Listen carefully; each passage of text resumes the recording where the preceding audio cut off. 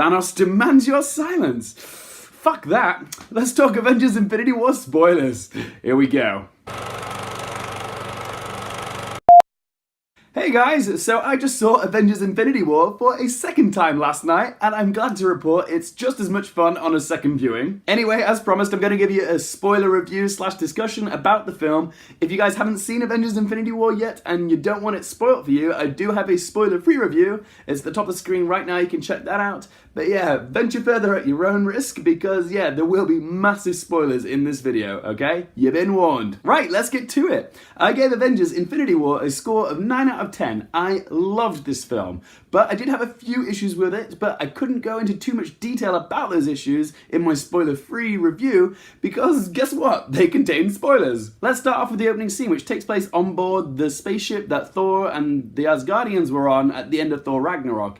You know, when they ran into Thanos' spaceship right at the end, left us on that cliffhanger. I thought this was an effective scene because it really set up the plot of what the film was going to be about, with Thanos' mission to collect all 6 of the Infinity Stones.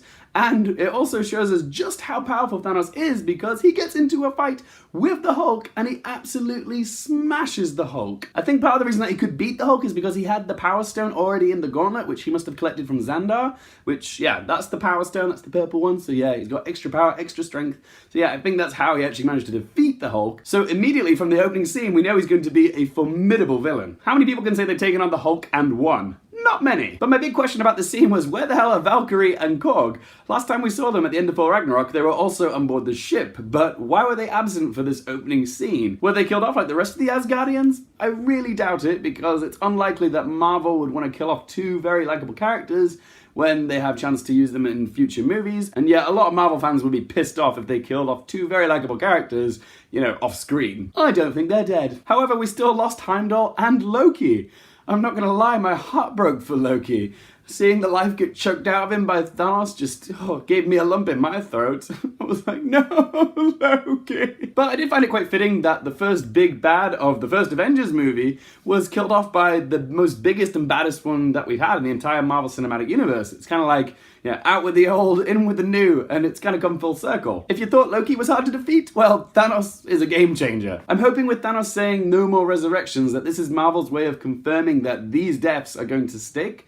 Because yeah, if you remove the threat of death from all Marvel films, then the stakes don't feel real. So if godlike creatures like Heimdall and Loki can be killed off, it does make me concerned about the fates of all the other characters over this film and the next one. Having said this, with the ending and all the people that died with the whole moment, I don't think everybody is gone for good, but I'll come back to that. As for Gamora, she has to be gone. It'd be too much of a slap in the face to the fans if they found a way to bring her back in the next film. Thanos murdering his own daughter to collect the Soul Stone was a necessary sacrifice for his quest. Without Gamora's death, he's just a megalomaniac, and the emotional sacrifice that came with him killing his daughter gave his character more dimensions, and ultimately it gives the film more soundness. And as much as I like Gamora, if they find a way to bring her back to life in the next film, then it's going to completely undermine everything that her death meant for the MCU. And it's nice when a character's death actually has some meaning. Apparently Zoe Saldana was spotted on the set of the next Avengers film, but that doesn't necessarily mean that her character's going to come back to life. It could just mean that we're getting a flashback, or maybe perhaps we're seeing a ghost of her appearing in front of Thanos, you know, because he's carrying the guilt of murdering his own daughter. But I'm hoping this isn't going to be some big fake out where her soul is, you know, trapped in the Soul Stone or something, and they find a way to bring her back.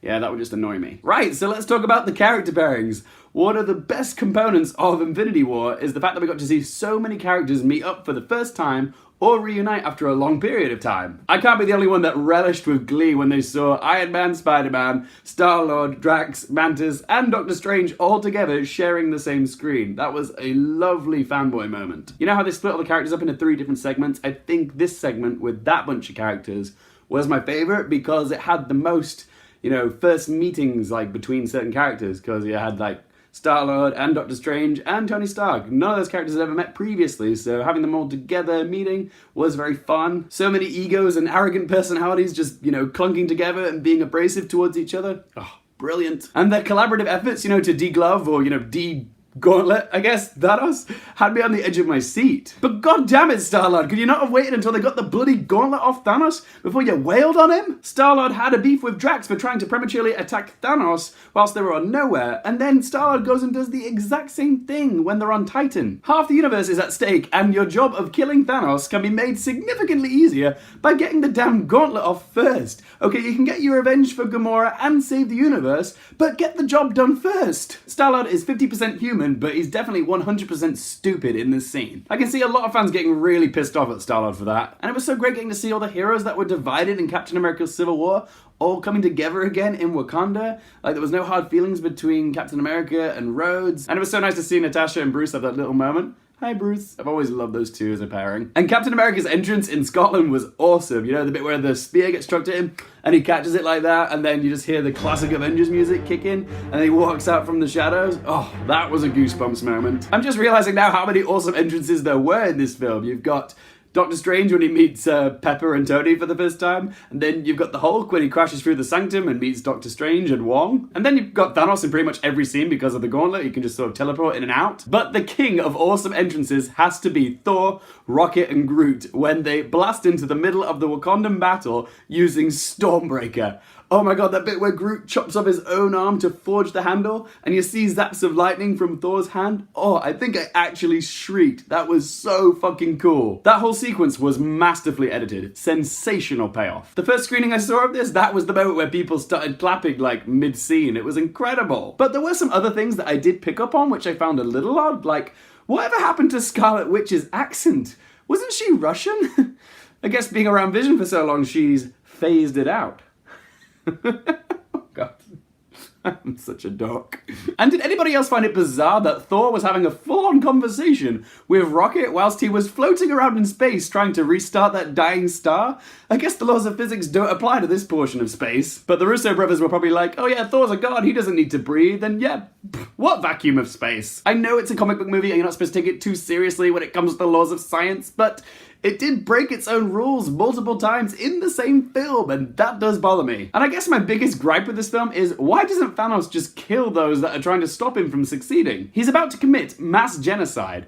Clearly killing doesn't bother him, so why doesn't he actually eliminate those that actually stand in his way? There are so many times in this film where he just exits without killing his adversaries, like Thor at the beginning of the movie, or Star-Lord later on when he kidnaps Gamora. He turns Mantis into ribbons and Drax into blocks, but wouldn't it be just so much simpler to just kill them? And as the film progresses, he collects more of the Infinity Stones, making him the most powerful creature in existence. He could easily kill them without even touching them, but he just chooses not to.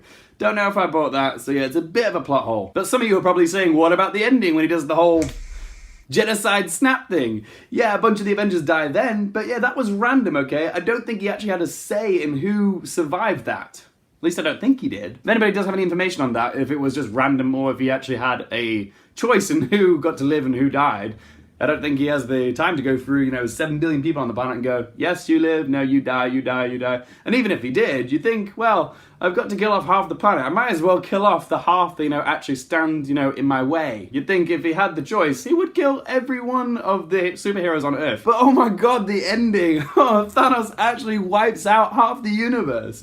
Who'd have thought that Marvel and Disney would actually have the cojones to wipe out half its cast like that? Oh my god. I definitely cried. It was the bit, when Spider-Man was like, Mr. Stark, I don't feel so good. I'm not ready. I was just like, oh no, poor Tony. I mean, poor Peter as well. But yeah, poor Tony. It's like watching your own son die or something. Oh, but come on, guys. Do we honestly think that Disney is really going to kill off that many characters? No way in hell would Disney kill off characters like Spider-Man, Doctor Strange, Black Panther, and the Guardians when they are money-making commodities. We already know there's another Spider-Man movie on the way, and Black Panther was the 3rd highest grossing movie of all time, so we know it's going to get a sequel. Although having said that, it could end up being the 4th highest grossing movie of all time after Avengers Infinity War is done with its run at the box office, because it's off to a phenomenal good start with box office receipts so far. I've already paid to see this twice. I'll probably go see it a 3rd time. So yeah, it's definitely going to break some records. Anyway, back to the finale. I did get upset when all those characters died, but I think I was feeling more shocked than anything because I knew in the back of my mind they couldn't possibly kill off all these characters permanently. So I didn't really grieve for them as much as I thought I would. in the same way that I did with Loki or Gamora or even Vision, because I don't think those characters will be coming back. But I still gotta give massive props to the Russo brothers and Marvel for being brave enough to take a risk like that. Yeah, I didn't see it coming, that's for sure. We finally have a superhero movie where the bad guy wins, and the fallout was devastating. Where they're gonna go next is a mystery, but Avengers Infinity War succeeds in breaking the conventions of Marvel's typical narrative tropes. Now the heroes are depleted, they're weakened, and they've lost so much. But something like this needed to happen because if they're going to defeat Thanos in the next film, then the characters need to rise up from the ashes of all their fallen friends. Like, all these deaths illustrate just how high the stakes are, okay? So who do we have left? Well, what's interesting is that we still do have all of the original Avengers, minus Hawkeye, because he wasn't actually in this film. So we've got Iron Man, Thor, Captain America, Black Widow, and Bruce Banner.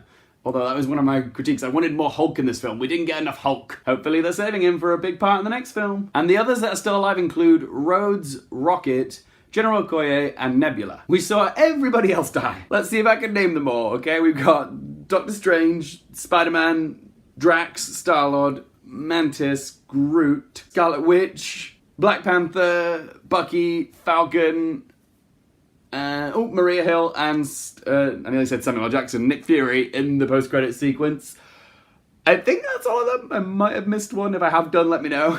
And then there's a bunch of other characters that we're not sure about if they're alive or dead because we didn't actually see them die on the screen. And those include Pepper Potts, Cherie, as well as Hawkeye, Ant-Man, and the Wasp, but they weren't actually in this film, but I assume they will be in the next one. Along with the introduction of Captain Marvel, who we got in the post-credit sequence. That was very exciting. So it's safe to say there's a universal feeling of ambivalence taking place in the real world because I don't think anybody really knows what route they're going to take with the next film. We've got to wait a year to find out, but God, how awesome is 2019 going to be, because we're going to get the next Avengers film and the final series of Game of Thrones. That is going to be fucking epic, and a bloody good year for Peter Dinklage, because yeah, I just forgot he played the Dwarf King Eitri in this film as well. So yeah, 2019 is going to be a good year for Peter Dinklage. But yeah, there was some people behind me just giggling when they actually heard Eitri speak for the first time. I heard some guy go, "Is that fucking Tyrion?"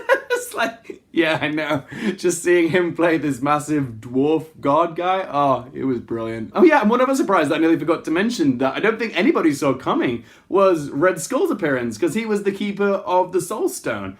And I think that was kept a surprise because it wasn't Hugo Weaving that played him again, because I've always been able to pick up on Hugo Weaving's voice because it's so distinctive. Mr. Anderson, or Mr. Thanos. But yeah, it was a different actor doing it this time, and that's probably how they kept it so under wraps. And it's very hard to keep a secret like that, you know, under wraps from absolutely everybody. That was a genuine surprise. Loads of people gasped at that moment when I went to see this the first time. So to sum up, guys, Avengers Infinity War is an absolute roller coaster of a movie. The kind that as soon as you get off, you immediately want to get back in the queue so you can ride it again. It's not by any means perfect. There are some plot holes. Some of the CGI does look incredible, but there are other times where it does look a little bit questionable. I still thought it moved at a great pace, and it did a great job shifting from one group to the next. And it's gone in a direction that we've never seen Marvel do before, and it just makes me so excited to see where they're going to go next with the next film. God, I cannot wait for 2019. I think Avengers 4 is probably already my most anticipated film of 2019, and we're not even halfway through 2018 yet. But Avengers Infinity War is ridiculously entertaining. I laughed, I gasped, I cried, but what did you guys think of it? Did you guys pick up any more plot holes that I might have missed? What theories do you guys have about the next film? I think I will do like a predictions video in a few weeks' time, once I've had some time to process this film and like ponder where I think it could go. But whatever you guys think of Avengers Infinity War, be sure to let me know in the comment section below. And if you guys like my content on my channel, be sure to click that subscribe button. Thanks so much for watching, guys. For more things related to movies, TV, and popcorn culture, I'm Luke Effield, and I'll see you next time.